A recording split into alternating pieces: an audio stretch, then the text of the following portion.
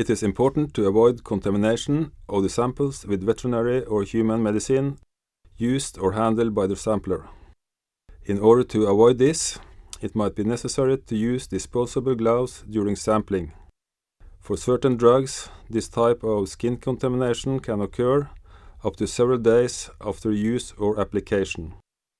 If you for a period of time are using medications that could easily contaminate your samples, you should consider asking a colleague to do the sampling.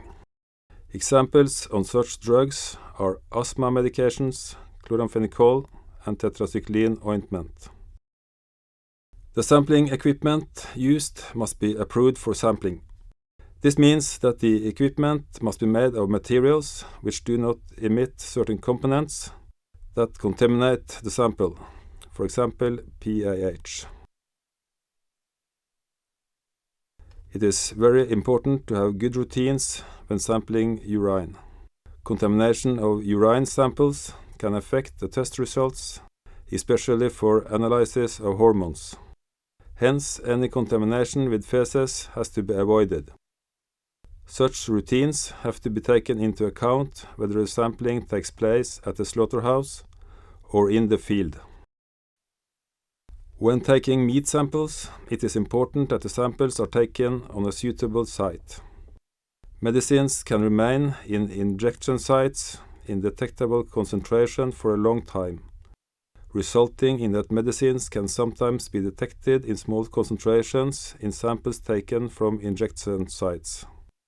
Therefore, it's important to avoid sampling of muscles where it is common to inject medications.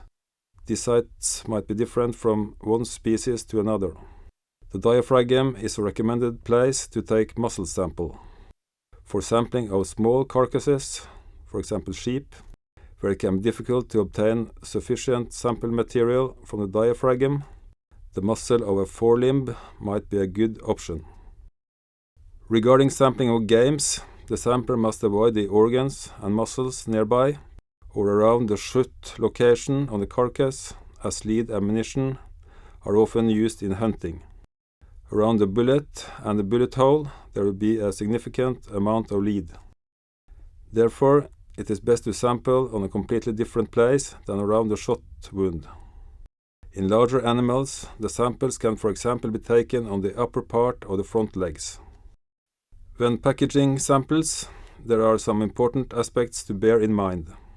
The requisition form must not be placed in direct contact with the sample material. This to avoid bloody sample report.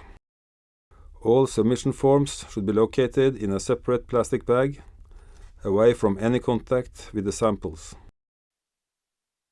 The size of the samples varies depending on the sample material used or the requested test.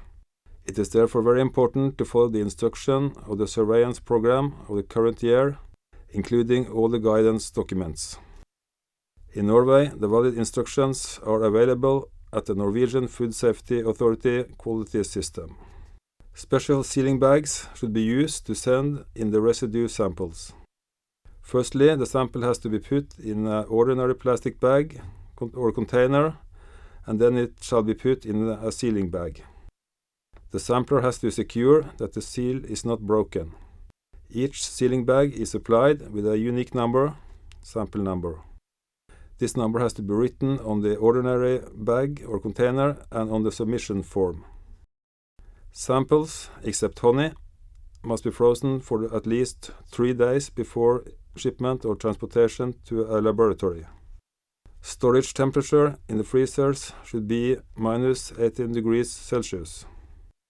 It is important to check the temperature in the freezers regularly, in order to prevent samples being damaged during storage.